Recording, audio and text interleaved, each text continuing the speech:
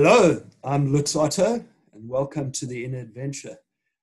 I'm a wilderness safari guide, and my co-host, Dr. Ken Jennings, is a counseling psychologist in private practice. In our previous discussions, we spoke about transformation, and Ken and I have stepped away and we thought a little bit more about this principle of transformation. And we thought, how do we best explain transformation in nature, and perhaps put that into a type of model. So there's a number of transformation models that are available to either management theorists, management consultants, as well as psychologists. Two that we've jumped or latched onto are the Scharmer model and the Kubler-Ross model, which we'll put up shortly. But I thought I'd just ask Ken your thoughts on what I've just said. No, I'm looking forward to today's conversation again, Lutz. Transformation and change. So we fundamentally are talking about a change process. Transformation, I would see as like not a higher level form of change, but it sort of takes you onto a different level. So I'm looking forward to our conversation, Lutz. Yeah, I agree with your point. I think transformation is that higher level. So I think let's go straight into share screen and jump into the Kubler-Ross model, which I'm sure many people are familiar with. So this is what's known as a change adoption curve. It's typically used in spaces where there's been loss, and that could be changes in the company or even loss of a loved one. When Ken and I looked at this, we thought, this is not really what happens in nature.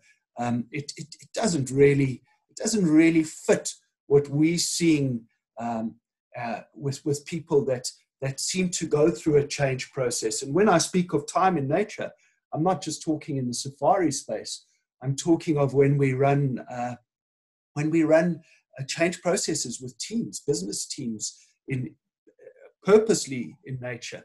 Alternatively, people that are working in nature and that feel fundamental change or work through a fundamental change process. That could be in Alaska, it could be in Siberia.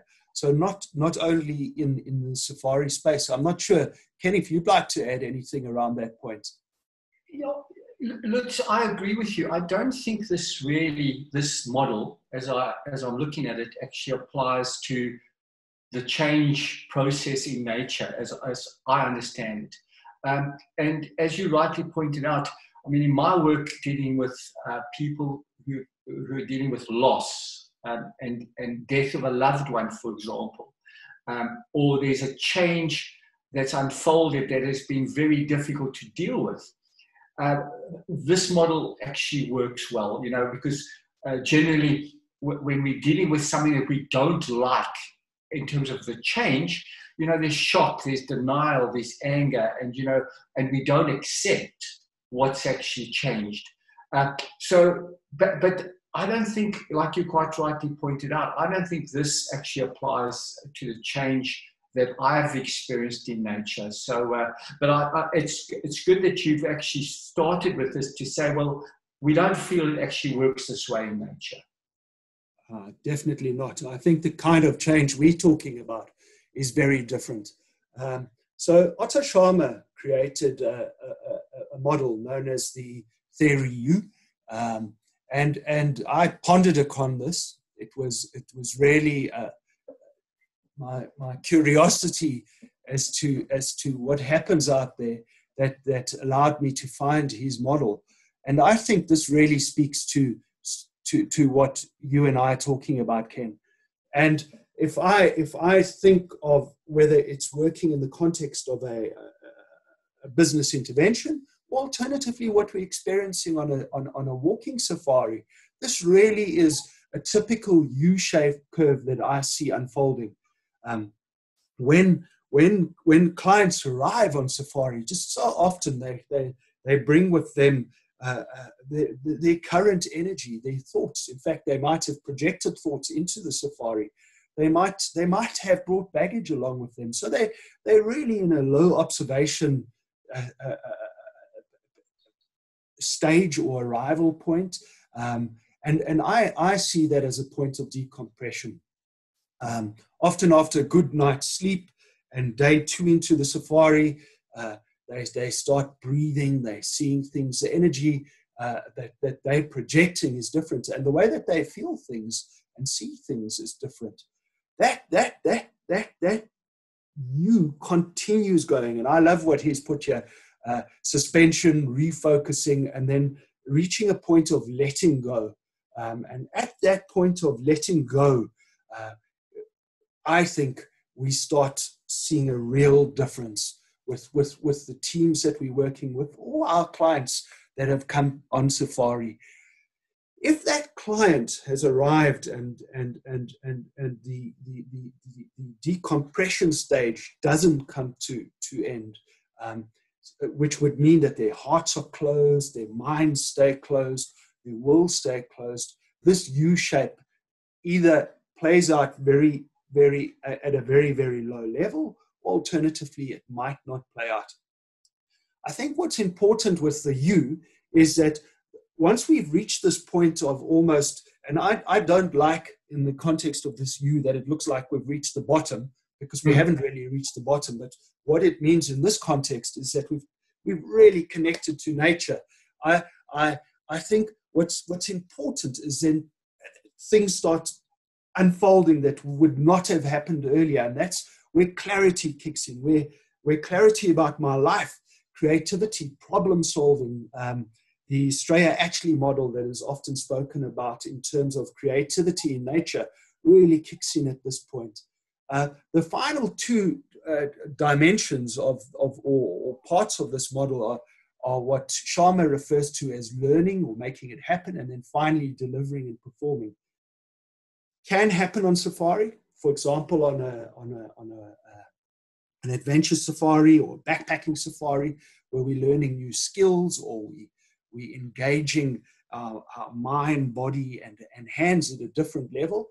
That part of his change model can unfold.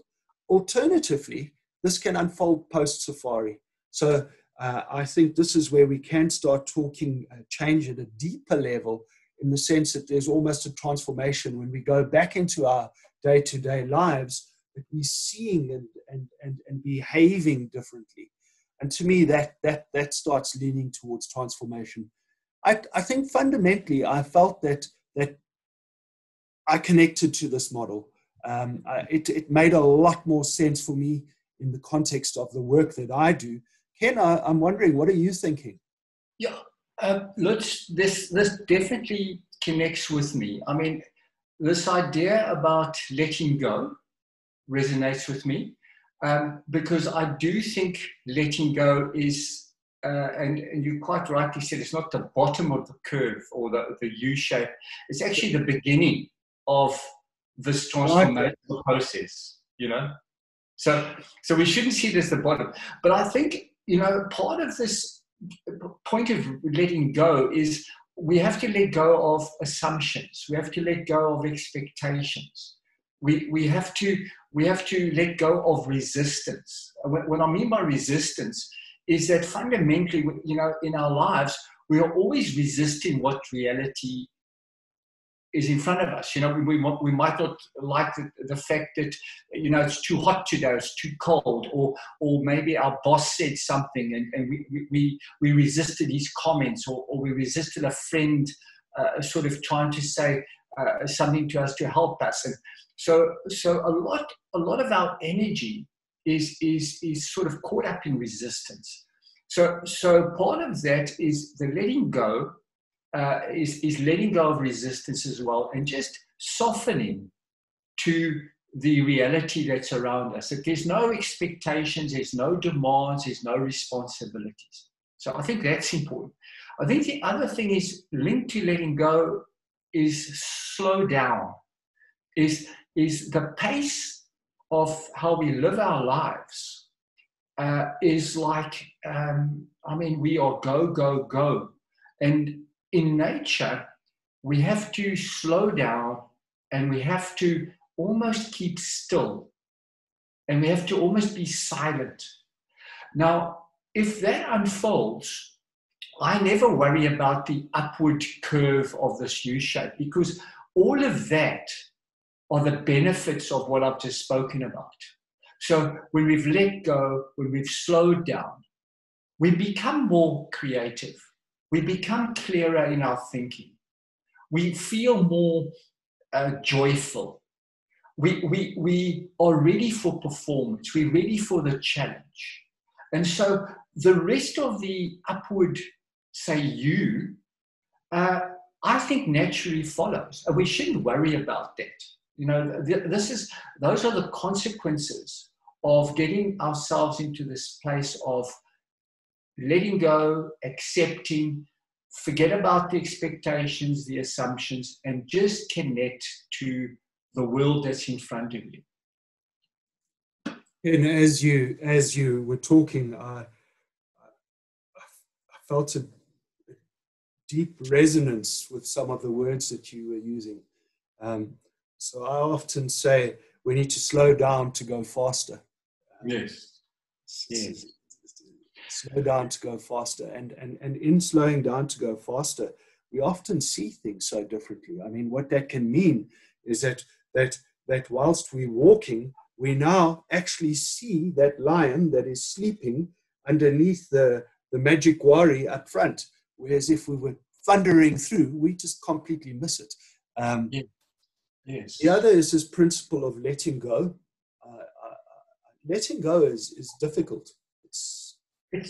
I think that's very difficult. You know, we've been accustomed to holding on to things. We've been accustomed to accumulating things. You know, if you think of our lives, you know, we accumulate materialistic things, you know, another chair, another coffee table, you know, get another photograph, and so on. So we are constantly sort of adding more. The letting go phenomenon is less. And as we let go, we create more space metaphorically within ourselves. We create more space on the heart level or on the mind level. So we're not cluttered, you know, we're not cluttered. And I think that's the power of letting go.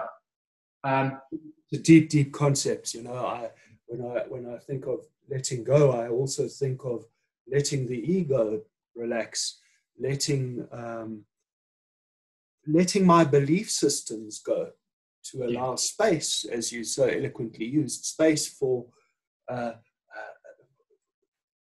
different understandings, for different perceptions, for better relationships. Letting go is two words easily thrown out, but with huge work that is needed behind that. Yes. Well, Lutz, if I can take this opportunity to share a photograph that I took, and I'll share a little bit of the story. So could I just move on that level? So, yes, absolutely. Well, so let me get this and share.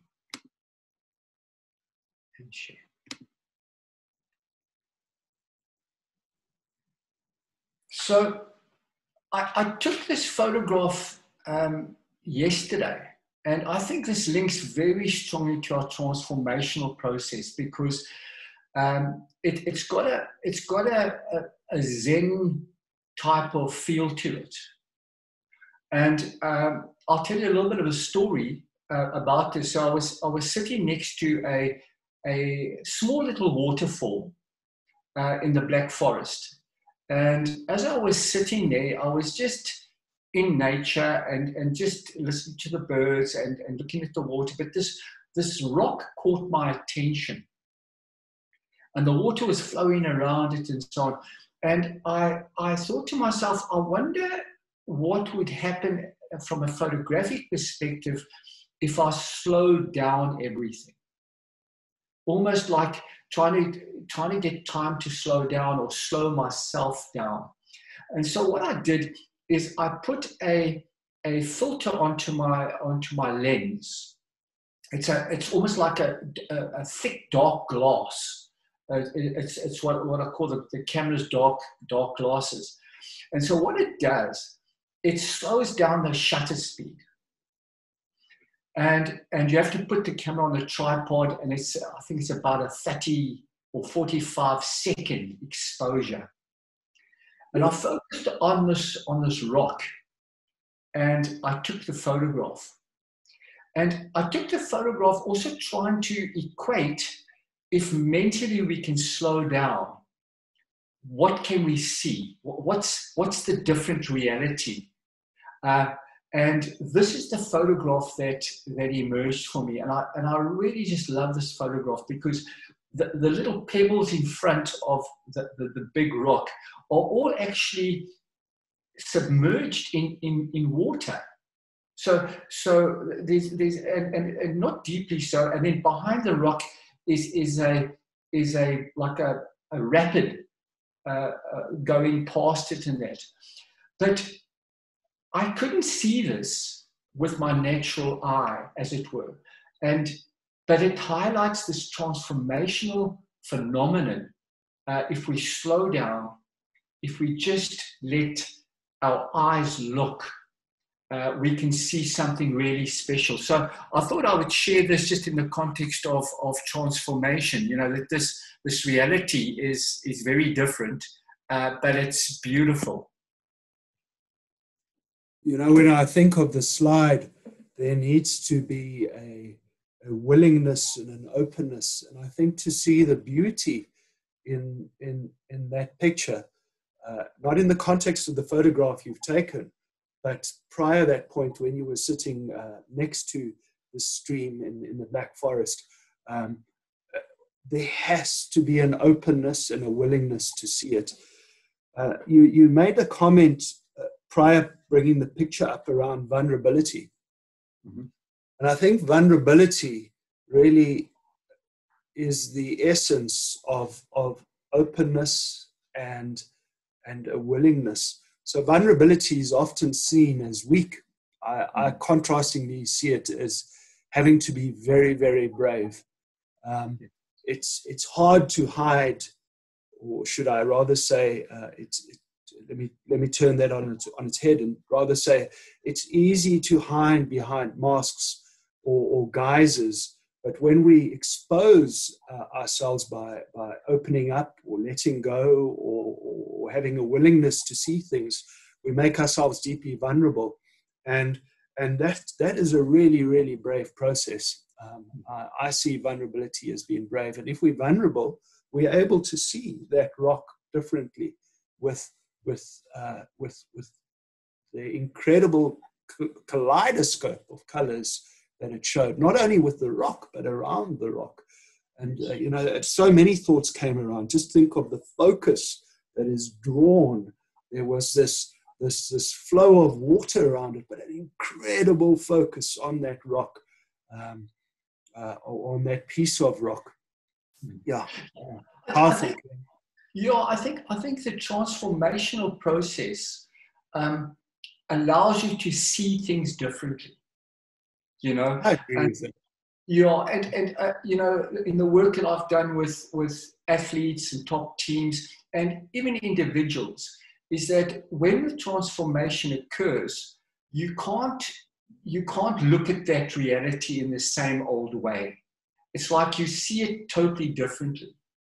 And that's, I use another word or another concept. I talk about a quantum leap, where you don't see the usual old story or the usual old pattern, but you see a newness to the same reality, and you see it maybe from a different perspective. Maybe you're looking at it now with a newer heart. You're looking at it from a more vulnerable place. So you're looking at it without your assumptions, because assumptions create the reality that we actually experience. So we have to be careful of how we think the world is, because with my experience with photography, any reality that I want to photograph. I can photograph in 1,000 different ways. And so if you take the analogy of that, the camera are like your eyes, and if I can move the camera to the left, and I can lift it up a bit, and I can look down, and I can go to the right, and I can then sort of go lower, I'm seeing the same thing in a totally different way. And I think that's what transformation is about. And so in nature, if we walk away from that experience in nature and we come back to our old lives, in inverted commas, with a new feeling, with a new perspective, feeling regenerated and so on, we can enter into our old lives, and I use old in a different way, which then almost adds a newness. And so when we get back in the office, we are relaxed more. When we have to deal with a difficult client, we deal with it in a more softer, cooperative way. And so what we've experienced in nature, in a way we bring back into our lives, and we are actually changed in the way we deal with our everyday demands. And so this is also the call it the power or the strength of just being in nature. So when we go back, we're different. You know, when we deal with our old job responsibilities, we're different. We smile more. We feel lighter. You know, we're more joyful. So that's why it's so important that we consider the transformational impact that nature can have on us. Whilst you're talking, I'm thinking of 3 points.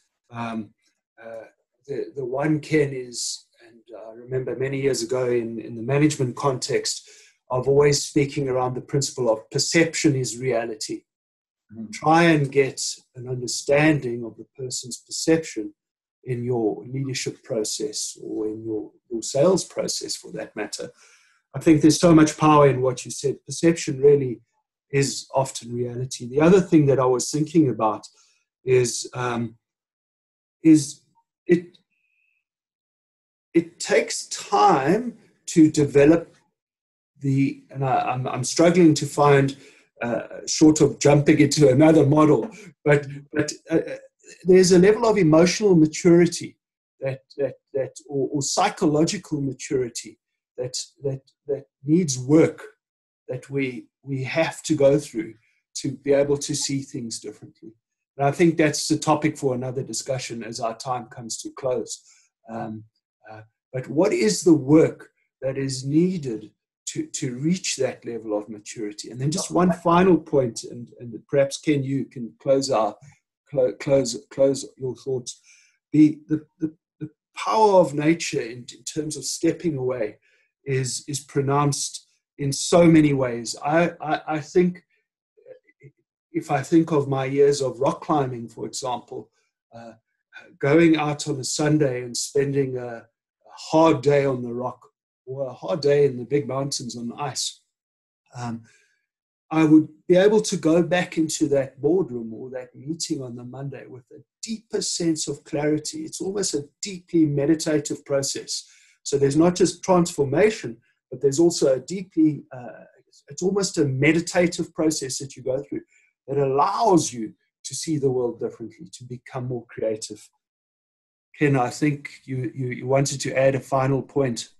No, I mean, I think you've covered it, Lutz, and there is, like always in our conversations, there is so much more that can be said, you know, and but I think transformation also, it doesn't require anything significantly, let's say, on the part of the person that wants to engage in the transformational process.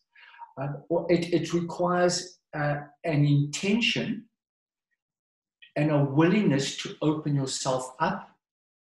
It requires the intention to really start noticing what's around you.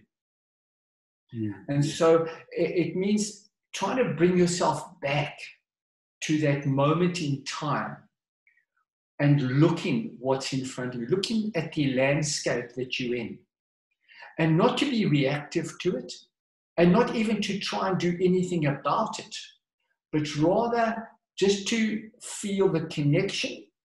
And then from there, the process starts unfolding, you know. And again, I think it comes back to this concept of letting go, you know, letting go of your need to prove that you know the answer, or letting go of that you have to show that you are better than somebody else. Letting go of your assumptions, your expectations. So it's almost like creating an emptiness in a strange way. And maybe we'll go into this in the next time. This is opposite to how we've been taught at schools, where we have to put things in our minds and we have to learn more. This process we're talking about is actually, we're trying to empty, we're trying to get rid of, you know, those things that maybe cloud our vision. And I think that's the most fundamental aspect of this transformational process. I have to stop myself from talking more. I'm thinking of mindfulness as you speak, and the power of mindfulness. Thank you so much for watching Ken and I. It's been a deep conversation on many levels. We're grateful for your listening to us. If you have any thoughts, comments, make note. And until next time, shine your light brightly. Ciao.